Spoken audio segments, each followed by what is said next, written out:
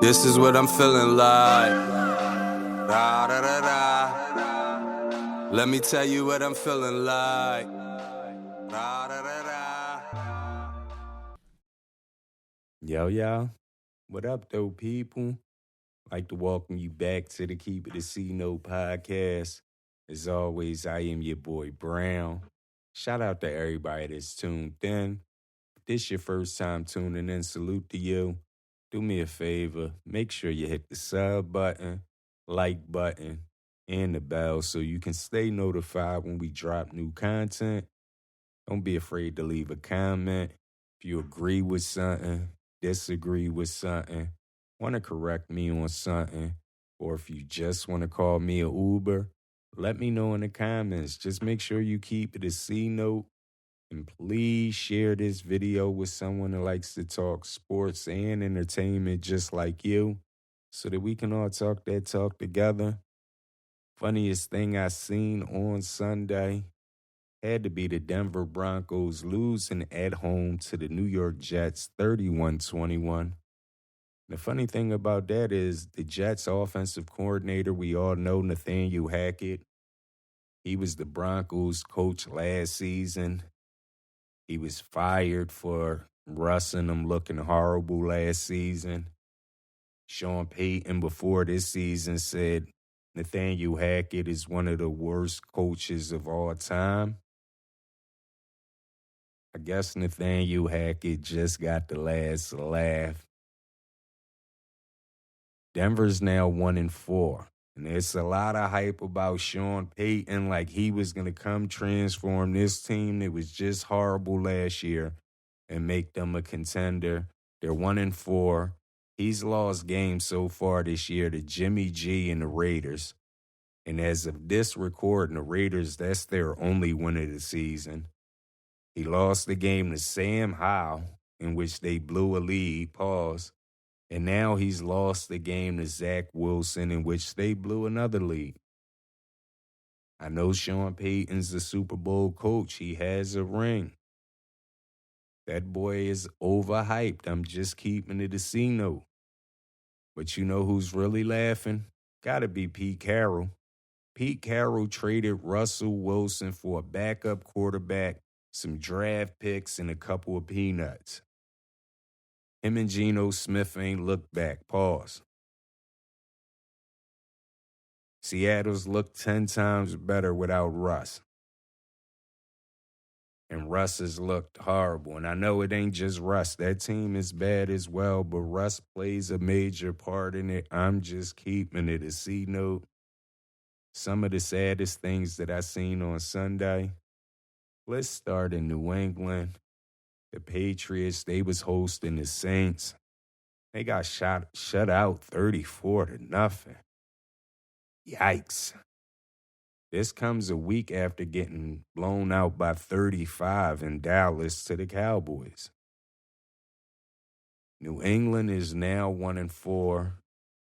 That team looks horrible. That team looks like they're broken already. And again, I know a lot of people say Bill Belichick the GOAT. A lot of people still got him as the best coach in the NFL right now. But I'm telling you, Tom Brady played the bigger part in that than we all see. I know they have injuries, but Belichick, he makes all the decisions. So everybody that's on this team is guys that he picked to be on this team. With the laws, Belichick, he just dropped to 26-29 since the 2020 season, which was the first season without Brady.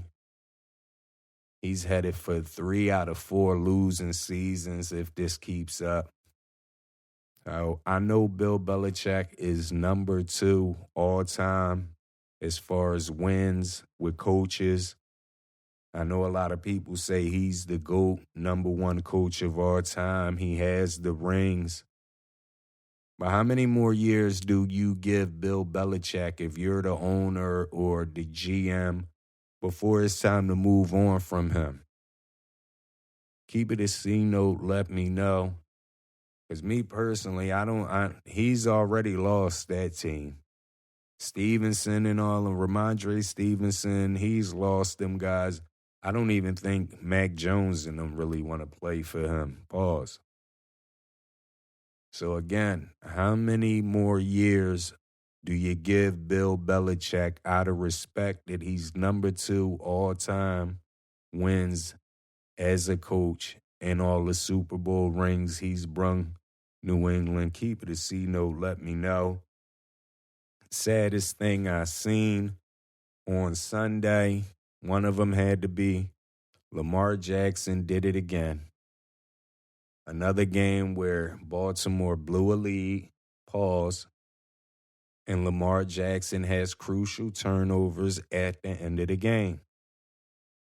I've taken a lot of criticism for saying Lamar Jackson wasn't worth the money that he was asking for. Then I was criticized for saying Lamar Jackson wasn't worth the money that he got. A lot of people said Lamar hasn't had weapons. They said Odell would be the savior. I said Odell was done. They criticized me for that. They said Zay Flowers will make a difference. They going to air the ball out. Still hasn't happened. I get it. Lamar Jackson had a great MVP season that 1 year, but you'll never get that again from Lamar Jackson. Lamar Jackson, he just robbed the Ravens without a gun. Without a gun, pause. And the reason why he robbed him out of fear of just losing him for nothing. Now, I know it's still early in the season, but Lamar is who he is. He's a guy that's going to scramble, get you a couple yards. He'll hit a couple open guys, but he's not going to make the passes you need him to make when you need him to make them. I'm just keeping it a C note. Some of the saddest things I've seen on Sunday. Let's go to the LA SoFi Stadium. The Rams, they was hosting the Eagles. Sean McVay and defensive coordinator Raheem Morris, play calling was horrible. Sean McVay has a habit where he gets too cute with the play calling. I knew he was going to want to air the ball out because Cooper Kupp was back. The team only had 14 rushing attempts. They totally abandoned the run. Kyron Williams, 4.1 yards on 13 carries. He should have got more runs. And if you're going to keep passing the ball, McVay also has a habit when he finds something that works, instead of just continue to work it, pause until the defense figures it out, he'll go to something else. Okay, I'm getting 8, 9 yards a pass. I want to get 15, 16 yards a pass and totally change the game plan up. And he does it a lot. I don't know if it's arrogance. I don't know what it is. But when you go from Cooper Kupp totally dominating in the first half to you running totally different plays in the second half, like, it's horrible.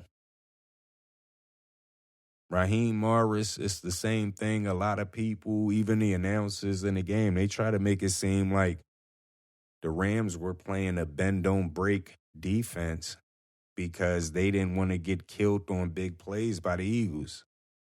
While that is partially true, this is how the Rams play every week, no matter who the team they're playing is. No matter who the best wide receiver or tight end or anything on that team. Soft coverage. You're giving these guys 10 yards off of the wide receivers. They're just dinking and dunking, picking the Rams defense apart. Bend, don't break is a great strategy when you got an offense like the Eagles had last year. You can hold teams to field goals. Bend, don't break is great. But when you're letting a team march down the field and get field goals and your offense is 3 and out and all of that, bend don't break has to go out the window. 75 yards is 75 yards. Whether it's done in 3 or 4 plays, or if you just let a team like the Eagles, what they did, bully you down the field and hold the ball 6, 7 minutes. So the play calling was totally horrible. But shout out to the Eagles, 5-0. And I know this team ain't as explosive if as they were last year, but they're still 5-0. The Eagles are starting to give me a vibe like they're one of the most scrutinized 5-0 teams I've ever seen in the NFL. They've won every game and still people criticize. And they get over 400 yards total offense. People want 600 yards and 5 touchdowns. While all that is cool, in 5 years, the only thing a person is going to remember is the win. That's what counts. I'm not saying that they're strong, or I've said their secondary definitely looks weak, but none of that matters when you're still winning. Right now, they can use the bend don't break strategy. Pause. Because at any given time, they can turn up and score. Now, I will say the Rams got the Cardinals coming in next week. That's the perfect bounce back game for them. You already seen what it is. Cooper Kupp, Puka Nacua. They both damn near had the same amount of targets. Cooper one more target. It does get greater later for the Rams. I'm just keeping it a C note. One of the saddest things that I seen on Sunday, Minnesota at home, dropping to 1-4 against the Chiefs. They lost 27-20. Justin Jefferson was locked down on that game, 3 catches for 28 yards. He ended up leaving the game with an injury, hamstring. So don't know the severity of that yet. They're going to do MRIs on sometime this week, I guess. So, Minnesota's 1-4. That team looks horrible, and I know Kirk Cousins, his name is in all type of trade rumors and all type of people saying it's time to start over. Well, them guys like T.J. Hawkinson and Addison and all them guys that were dropping a lot of them passes, on Sunday they played the part in that loss. They play a part in this 1-4 start. I'm just keeping it a C note. Shout out to Jamar Chase. Joe Burrow and the Bengals got busy in Arizona, came away with a 34-20 victory. And Jamar Chase, he went crazy. 15 catches, 192 yards, 3 touchdowns. Yikes. That boy was a monster. I'm just keeping it a C note. He said after last week's game, he's open. He's always open. And Burrow went back to doing what he knows how to do. Just throwing it up there and letting Jamar Chase go get it. Shout out to the Bengals. They moved to 2-3. Shout out to the Colts. The Colts moved to 3-2. Rookie quarterback Anthony Richardson was hurt. They said it's a shoulder injury. But Gardner Minshew has come in now twice. A couple weeks ago, Richardson had a concussion. Minshew came in, kept the lead, built on the lead, won them the game. Then he started against Baltimore, won that game. Now he comes in week 5, sustains the lead, adds to the lead. The Colts win again. They're 3-2. I was talking to my homie because I guess when I played the Rams, I was telling people I'd rather play against Anthony Richardson than Gardner Minshew. So somebody hit me up and was like, man, you might be right. Indianapolis might be better with Gardner Minshew starting at quarterback. I think the experience, him being able to get the wide receivers and everybody involved, definitely gives them a better chance. But I want to ask y'all, are the Colts a better team with Gardner Minshew at quarterback? Yes, no, keep it a C, no. Has anyone seen Miles Sanders? I know a lot of people were shocked when the Eagles let him go after they made a Super Bowl run. A lot of people wanted to know why he didn't get that many touches in the Super Bowl. We all know he had a fumbling problem. I don't think the Eagles coach trusted him. He's starting to fumble a lot again. That boy has disappeared. In 5 games, he only has 190 yards. He's averaging 38 yards a game. And I know Carolina probably don't got the best offensive line, but Miles Sanders, I'm used to him catching out the backfield. He's not doing that either this year. So shout out to the Eagles. They might have got that right. Shout out to my homie, because a couple years ago when they first drafted Miles Sanders, I said the Eagles should have took Josh Jacobs, and I heard all of Miles Sanders talk. And my rebuttal was, if Miles Sanders played all them years behind Saquon Barkley, and I don't watch college football, but I've seen where you got multiple college football teams with a bunch of running backs all getting busy. If Miles Sanders was that good at Penn State, he would have got on the field when Saquon Barkley was there. He didn't get on the field till after Saquon left, so I pretty much kind of knew he wasn't who his numbers say he was. I'm just keeping it a C note. Sunday Night Football was a beatdown in San Fran. San Fran hosting Dallas. They came away with the 42-10 victory. I'm talking about brutal beatdown from start to finish. Brock Purdy, he threw for 252, 4 touchdowns. Yikes. We had George Kittle's 3 catches, 3 touchdowns, 67 yards in total yards. San Fran 5-0. And I know I said their secondary is suspect, but teams aren't proving that right now. In 5 weeks, the Rams have been the toughest challenge for the 49ers. I'm not being biased. I'm just keeping it a C note. But shout out Brock Purdy. He is definitely looking impressive. Pause. He's looking very accurate. Definitely looks like an upgrade from Jimmy G. So shout out to the Niners. Now, can we finally knock it off with all this Dallas Cowboys talk? They are who we thought they were. The same team that they always are.